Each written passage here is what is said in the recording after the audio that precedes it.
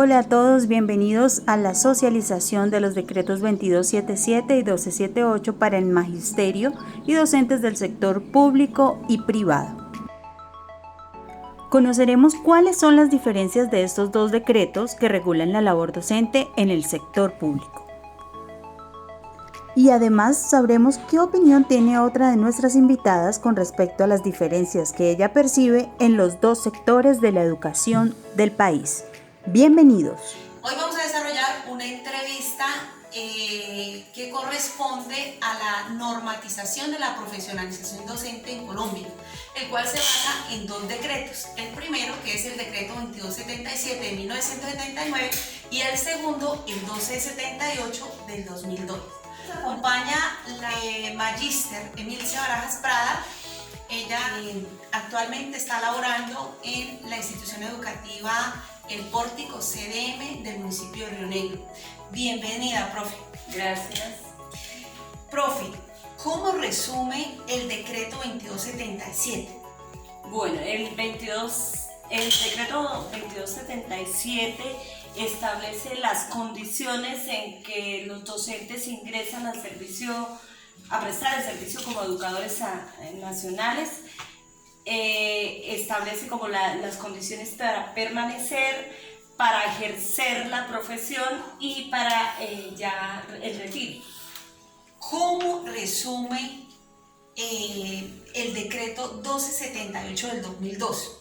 Bueno, el decreto 1278, que rige a partir del 2002, tiene como la misma, digamos, o sea, es como decir, vamos a hacer lo mismo que el decreto 2277, pero bajo otras condiciones. O sea, establece otras formas de permanecer, de ascender y del mismo retiro. Entonces, tiene como la misma funcionalidad, pero bajo otras condiciones. Bueno, según su experiencia, ¿cuál es la diferencia que existe entre los dos decretos? Bueno, en el decreto 2277 se habla de los grados de escalafón del 1 al 14. El decreto, vamos a hacer como el paralelo, ¿no? El decreto 1278 entonces los establece por grados y dentro de esos grados unos niveles. Esto en cuestión de ascenso. En cuestión de ingreso, entonces los docentes en el 2277 ingresan con un título y que haya pues la necesidad educativa. En el 1278 también debe haber la necesidad educativa, debe haber un título, pero debe haber un concurso de méritos. Ese concurso tiene unos parámetros, entonces primero es haber pasado una prueba de conocimiento, que es como la selección, o sea, usted pasó hasta determinado puntaje, entonces puede seguir en el concurso. Los que no han alcanzado esas notas o ese promedio, pues ya se quedan del concurso. Entonces usted sigue avanzando, tiene una entrevista, su hoja de vida, luego tiene que haber la necesidad educativa, entonces se va a seleccionar la plaza. Entonces, esas son dos diferencias para ingreso. Para permanencia, entonces, las normas son más o menos igual como permanece en el grado que haya la necesidad educativa, que usted, pues como digamos, si usted cometió alguna falta o todo eso, pues lo retira o sigue ejerciendo, eso para la permanencia. En cuanto al escalafón, entonces usted para ascender tiene que, en el 2277 solo asciende con experiencia y con estudio. En el 1278 usted tiene que estudiar, tener tiempo de servicio y aparte de eso, presentarse a concurso de ascenso. En la permanencia, también estamos hablando que los 1278 presentan anualmente la evaluación de desempeño, los 2277 no. Y en el retiro, pues también hay otras condiciones. Los 2277 se retiran a los 55 años, los 1278 a los 57, los 2277 pueden seguir trabajando con dos sueldos, que sería la pensión y el sueldo como tal. Los 1278 no. Si quiere seguir trabajando lo puede hacer hasta los 70 años, pero solo por el sueldo. Una pregunta ya pues como muy personal, ¿no? ¿Su merced qué nombramiento tiene? 1278.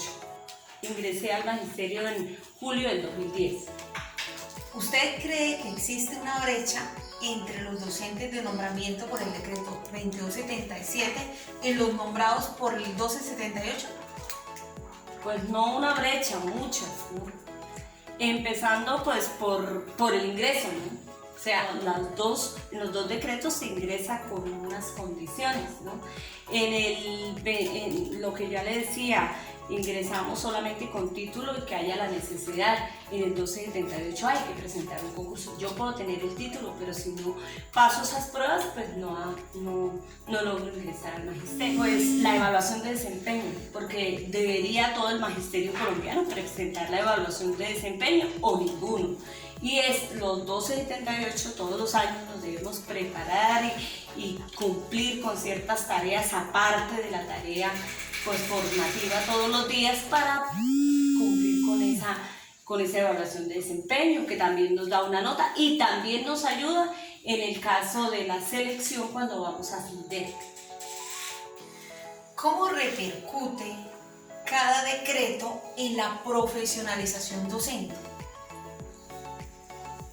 Bueno, yo pienso que en cuanto a la formación más que todo, porque en el decreto 1278 para poder ascender y para poder presentar todos los años de evaluación de desempeño, pues se nos ve, pues no obligados, sino como motivados a prepararnos, ¿no? O sea, no nos podemos quedar dormidos en los laureles ahí ya por estar nombrados, tenemos que estar actualizados, tenemos que hacer un esfuerzo grande para todos los años presentar esa evaluación de desempeño. ¿Qué implicaciones tiene el decreto 1278 del 2002 frente a la evolución del docente y las condiciones que tiene para acceder al escalafón?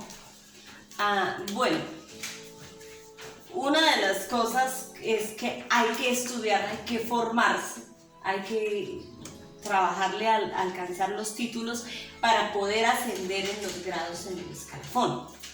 Entonces, pues eso hace que el docente busque la forma y se esfuerce y se sacrifique para formarse. ¿Qué diferencias existen entre las condiciones económicas, de formación, estabilidad laboral entre los docentes del sector público y los docentes del sector privado? Bueno, yo tuve la experiencia de trabajar en el sector privado. Entonces allá pues se tiene en cuanto al nivel salarial, ¿no?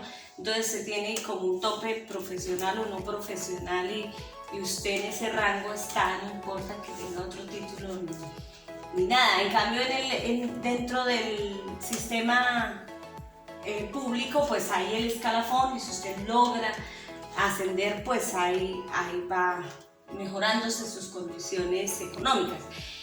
En cuanto a la formación, pues yo considero que eso es como muy personal, ¿no? Aparte de que haya un estímulo económico, pues uno como educador pues se preocupa por su formación.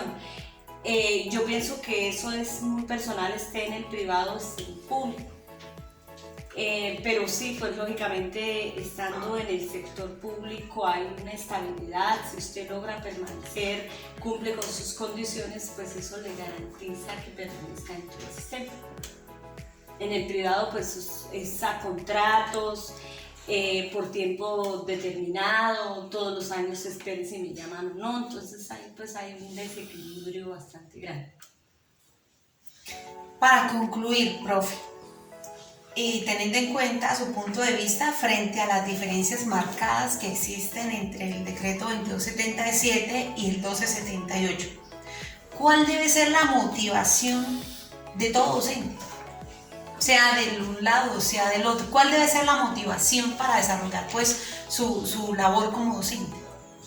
Bueno, la motivación más grande es tener la conciencia de que estamos formando ciudadanos, que sobre cada uno de los docentes del país recae un compromiso de formar gente con mayores criterios, estamos viviendo un momento muy difícil y tenemos que formar a los estudiantes para ser competentes bajo cualquier condición. Entonces, no solamente prepararlos para una prueba, qué sé yo, de prueba, sino para vivir la vida, para enfrentarse a las diferentes o los diferentes retos que la vida nos pone.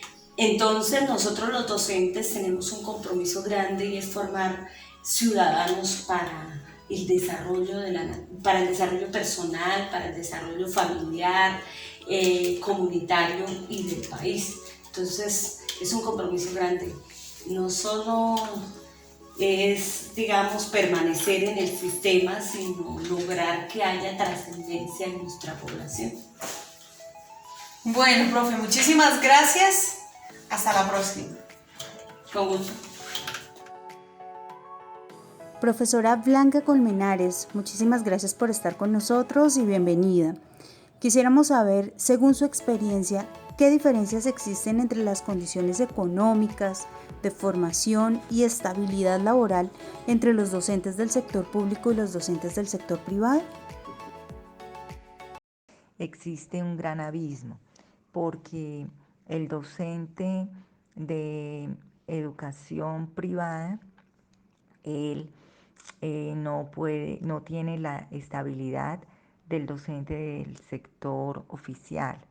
Él en algunos casos es contratado por 6 meses, en otros por 10 meses, en algunos casos le dicen que es un periodo de 3 meses, un periodo de prueba, entonces tiene ese problema, no tiene las mismas privilegios del docente del sector oficial, en el cual para su seguridad social, para sus prestaciones sociales, no es bien remunerado, el sueldo de él no es tenido en cuenta en un escalafón como se ha realizado por el ministerio. No, en algunos casos cuando llega el docente al sector oficial, le dicen su sueldo es de tanto, no podemos mirarle el escalafón, pues porque la institución no cuenta con esos recursos.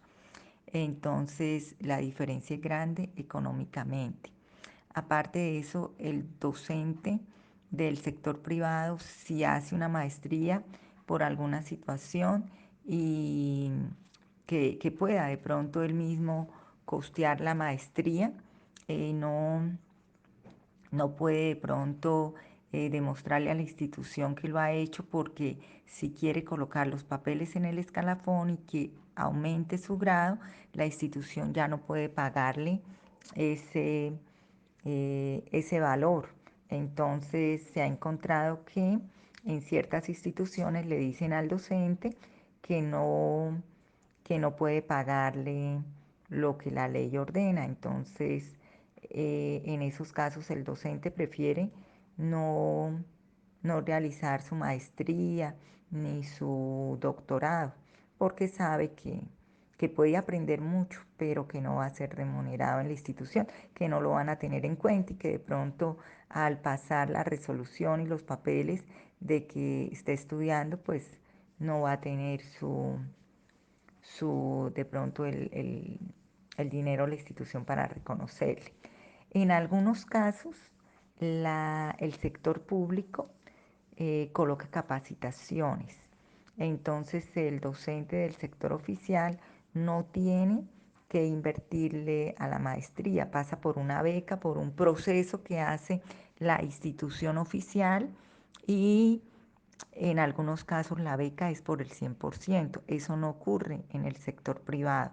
No existen las becas, o de pronto son contados los colegios que apoyan al docente para que pueda estudiar, dándole una beca para trabajar. También existe, entonces ya tenemos que existe diferencia en la condición económica, que no es remunerado igual, la formación, no, de pronto no se puede becar al docente del colegio privado, la estabilidad laboral no es igual. El docente del sector oficial sabe que su trabajo es estable, al menos mientras tenga su evaluación de desempeño con buenos resultados. Mientras tanto, el del colegio privado no, pues porque ellos también dependen de la cantidad de estudiantes, del dinero que ingrese a la institución.